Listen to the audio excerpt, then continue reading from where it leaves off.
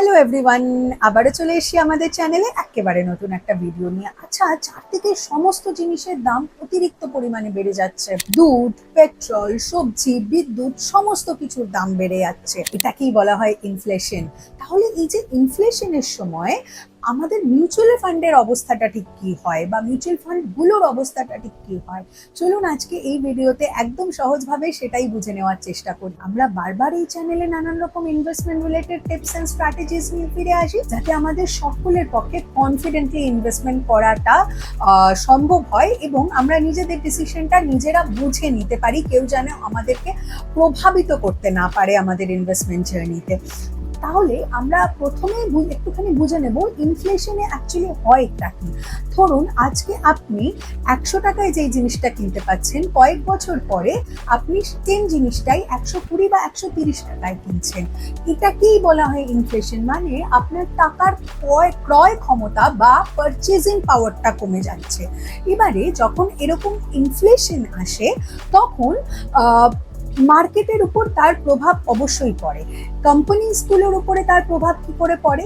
ইনফ্লেশনের সময় কোম্পানিগুলোর production cost বেড়ে যায়, যেমন স্যালারি, ট্রান্সপোর্টেশন কস্ট, র মেটেরিয়াল কস্ট, এরকম প্রতিটা জিনিসেরই প্রায় যেহেতু কস্টটা বেড়ে যাচ্ছে, সেই যে এক্সট্রা কস্টটা, এটা যদি কোম্পানিগুলো তাদের গ্রাহকদের উপর ফেলতে না পারে বা তাদের গ্রাহকদের থেকে তুলে না আনতে পারে, তাহলে অবশ্যই কিন্তু কোম্পানিগুলোর স্টকে এর একটা প্রভাব পড়বেই।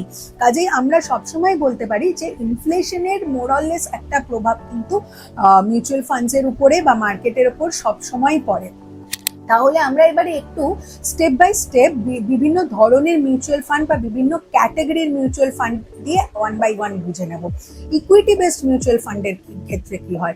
ইকুইটি বেসড মিউচুয়াল ফান্ডের ক্ষেত্রে যেহেতু বিভিন্ন কোম্পানির শেয়ার থাকে এখানে, তাই তার এই ইনফ্লেশনের সরাসরি এফেক্ট কিন্তু এই ইকুইটি বেসড মিউচুয়াল ফান্ডগুলোর উপরে পড়ে। ইনফ্লেশনের সময় এই যে স্টক প্রাইসগুলো লো হয়ে যাচ্ছে, তার এফেক্ট অবশ্যই মিউচুয়াল ফান্ডের পারফরমেন্সের উপর পড়বে। কিন্তু এখানে একটা মজার বিষয় হলো, ইনফ্লেশন চললেও কিন্তু সব সেক্টর সমানভাবে রিয়াক্ট করে না।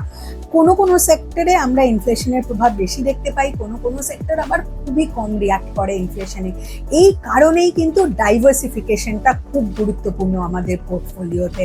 সবসময় ডাইভার্সিফাইড ওয়েতে আমাদেরকে একটু বুঝে শুনে চিন্তা ভাবনা করে ইনভেস্টমেন্টটা করতে হবে। ডেট মিউচুয়াল ফান্ডসের ক্ষেত্রে কি হয়?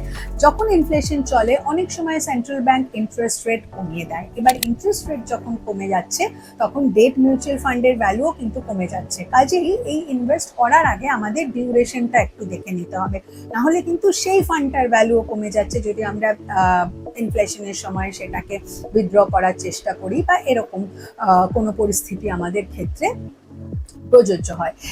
এবারে তাহলে আমরা যেটা বারবার একবার আসল জিনিসটা বোঝার চেষ্টা করি যে ইনভেস্টর হিসেবে আমরা কি করব। যখন ইনফ্লেশন আসবে তখন ইনভেস্টর হিসেবে আবারও আমরা বলবো এসআইপি বন্ধ করবেন না, এসআইপি অবশ্যই চালিয়ে যাবেন। Stay invested in the market. আপনি কত টাকা ইনভেস্ট করছেন তার থেকেও অনেক গুণে বেশি ইম্পর্টেন্ট হলো আপনি কত সময় ধরে ইনভেস্টমেন্টটা করছেন এবং কতটা ডিসিপ্লিনড ওয়েতে ইনভেস্টমেন্টটা করছেন। সেকেন্ড পয়েন্ট হচ্ছে, ইনফ্লেশনের সময় প্রভাবিত হবেন না, প্যানিক সেলিং করবেন না।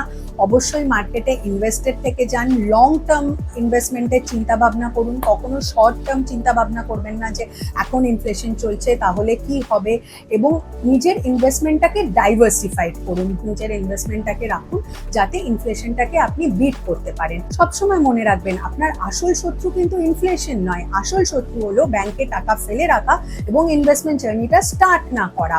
লং টার্মে আপনি যদি ডিসিপ্লিনড ওয়েতে ইনভেস্টমেন্টটা করে যান তাহলে অবশ্যই আপনি একটা হিউজ পারপাস গ্রো করতে পারবেন। আপনার মতে কি? এখন ইনফ্লেশন চলছে এবং তার মিউচুয়াল ফান্ডের উপর তার এফেক্টটা কি? কমেন্ট সেকশনে আমাদের জানাবেন। সাবস্ক্রাইব করতে ভুলবেন না। ভালো থাকবেন।